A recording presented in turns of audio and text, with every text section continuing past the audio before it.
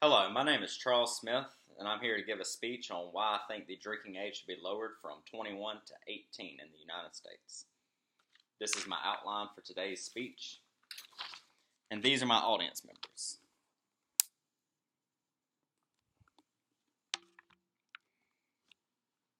I believe the drinking age should be lowered to cut down on risky behaviors done by young Americans. As I said, the drinking age should be lowered to 18 in the United States because it would decrease risky behavior among young Americans. The drinking age in over half the countries around the world is 18, and it is safer for the drinking ages to be lowered. Throughout the history of the United States, the minimum drinking age has varied. Shortly after the ratification of the 21st Amendment in 1933, most states set their purchase ages to 21, since that was the voting age at the time. Most of these limits remained constant until the early 1970s, where 30 states lowered their purchase ages generally to 18. This was primarily because the voting ages were lowered from 21 to 18 in 1971. Many states lowered their minimum drinking age in response, most of this occurring in 1972 or 1973. From 1976 to 1983, several states voluntarily raised their purchases ages to 19, in part to combat drunk driving fatalities. In 1984, Congress passed the National Minimum Drinking Age Act, which required states to raise their ages for purchase and public possession to 21 by 1986, or lose 10% of their federal highway funds. By mid-1988, all 50 states and the District of Columbia had raised their purchase age to 21. As I said earlier, the drinking age should be lowered because it would rid risky behavior aspect of drinking. As shown in this graph, a study was done in Canada where 18-year-olds can drink legally. This is the percentage of heavy drinkers that are 12 to 19, or 12 to 17, and this is the number of heavy drinkers from 18 to 34, suggesting that most people start drinking heavily when they turn 18.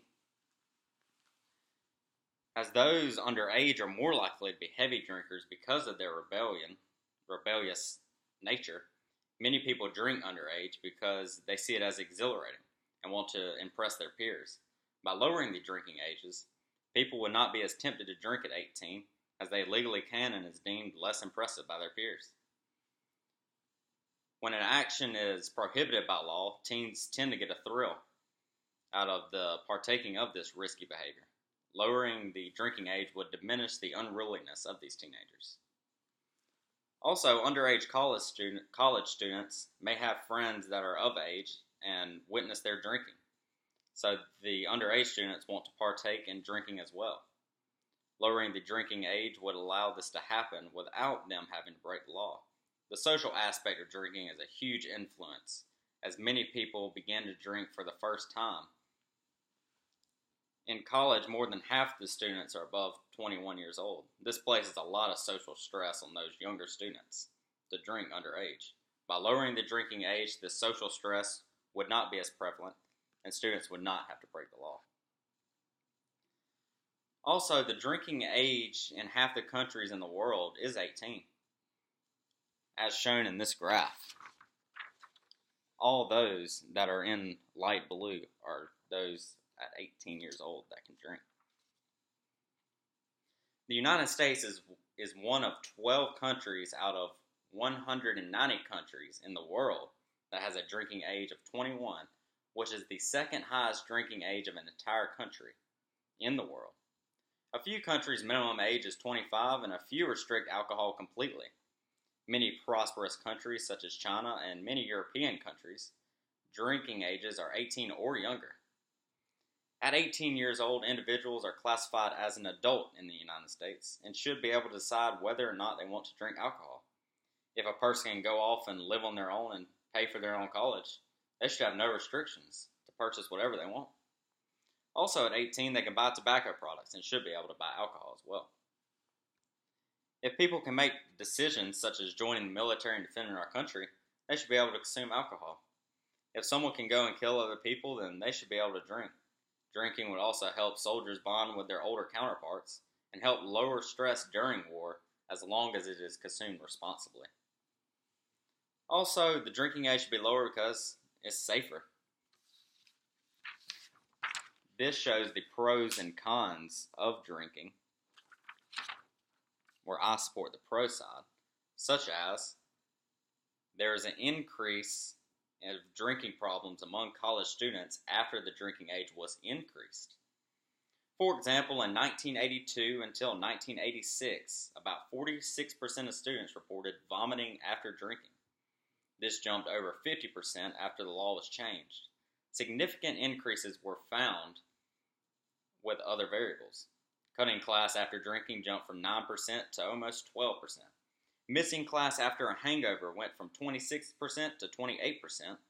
Getting a lower grade because of drinking rose from 5% to 7%. And been in a fight after drinking increased from 12% to 17%. All of these behaviors indicate irresponsible drinking. This increase is abusive drinking behavior due to underground drinking, outside of adult supervision, in student rooms and apartments where same-age individuals congregate because of lack of knowledge of responsible drinking behaviors.